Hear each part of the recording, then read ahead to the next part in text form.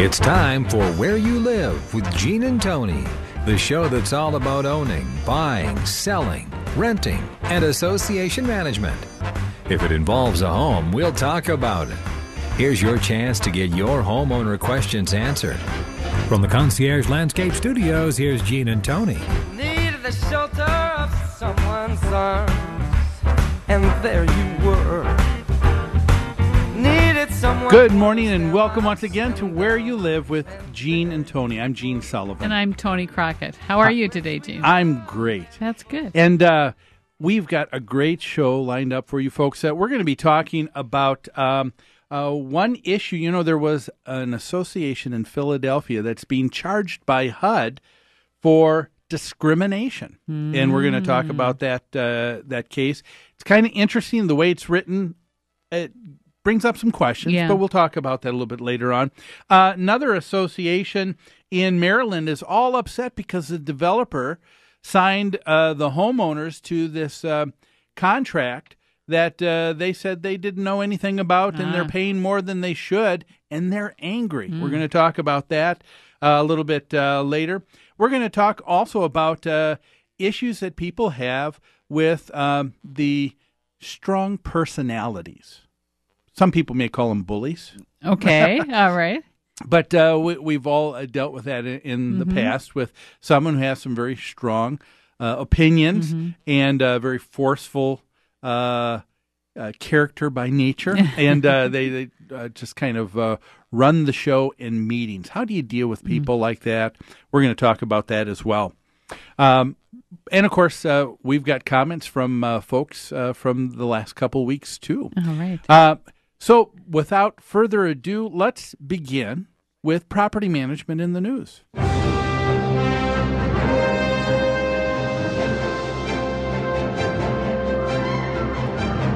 And today, property management in the news is brought to you by Pest Control Services. When you need to get rid of unwanted pests in your home or rental property, call someone who's responsive, professional, and a proud member of Angie's List. Give owner Greg Keener a call at 952-894-9748. That's Pest Control Services. And, Tony, I think we should maybe take a little bit of a different turn today for property management in the news. Okay. And let's deal with some of the calls or feedback that we've gotten from folks over the last few weeks. All right. We always tell people that we want to hear from them. Mm-hmm. Absolutely. And we have a hotline. Tell people about that. Yeah, call us anytime if you have an opinion or a question or you want to suggest a topic for discussion on our program. 952-234-2668 is our, 224-2668 is our hotline. You can leave a message there, and we will play your message on our next program. And that's exactly what we have today. We have a comment, and then we also have someone who wrote in concerning a past show as well. But the person who called back, folks, I don't know, you may remember about a week or so ago, we had a woman by the name of Irene Waller, or Parker Waller, and also known as Nana Unplugged. She called, or we had her on the show. We had her on the show. Yeah. She was gracious, but she didn't think that we were quite fair with dealing with her. And anyway, we have something that we have prepared. Eric, go ahead and roll the tape. And this is a story about a 74-year-old grandmother who wants to vow to chain herself to the front of her condominium because she doesn't want the association to do any work. Tony, this is Irene Parker Waller, better known as Nana Unplugged. I did not appreciate some of the things you said. I did not tell them I was going to chain myself to the townhouses. I'm chaining myself to this house. They're not coming on this property. I never told you that I said that, and I don't know what they told you. I just told them to have a good weekend. I do not appreciate being portrayed as someone that was doing it for publicity. That was not the point. The only reason I called the news channel was to get the good old boys' attention, because that's what you have to do in this house, where they want to tell you what to do. So, did we miss something, Tony? I don't know. So Nana was unhappy because and actually she blamed me for a comment you made. It sounds like Yes. You talked about her chaining herself to her townhouse, and she blamed me for that. Yes, she was. It was unfortunate. She said that she thought that we were making an accusation that she never stated, but as clear as it was in the tape there, she did indeed state that that's what she did. Right. That was the news clip that we played when we introduced the whole topic, and she had called the news media, did have a little press conference where she said if she did not get the response she wanted, she would chain herself to the townhouse. And then later she denied it and kind of implied that we made it up. Yeah. Now, with a number of people that we have on the show from time to time, we're dealing with people who don't like the actions that take place in their homeowners association. That's right. And that's fine. People are entitled to their opinion, to Absolutely. whether or not they think the association is doing something correctly. But the only thing I think that we have stated over and over again is that there is a process that's involved that deals with what's called a democracy. Yeah. A represented republic where people are voted to be on the board. And if you don't like the ideas of what someone is suggesting, let them know. Gather support from others in the association. Ask them to talk to the board so that they get maybe a different idea. Run for the board, but just to be upset.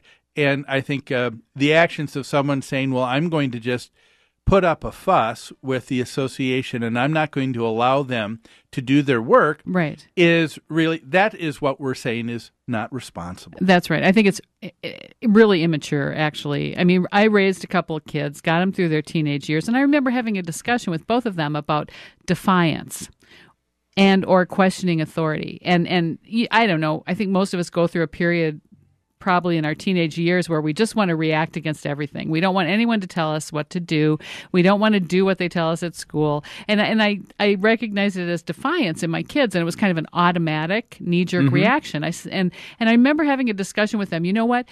It's not wrong to feel defiant, but you really need to stop and think about whether it's going to further your cause to be defiant in this circumstance, or are you causing yourself just too much trouble? More trouble than it's worth. I think you should question authority, and I think you can express defiance, but I think you have to work within the system and work within the process to do that. Otherwise, you sound like someone who just is stamping their little feet in a tantrum because they didn't get their way. Or you become a dictator if you do, because what you're doing is you're saying, I disagree with you.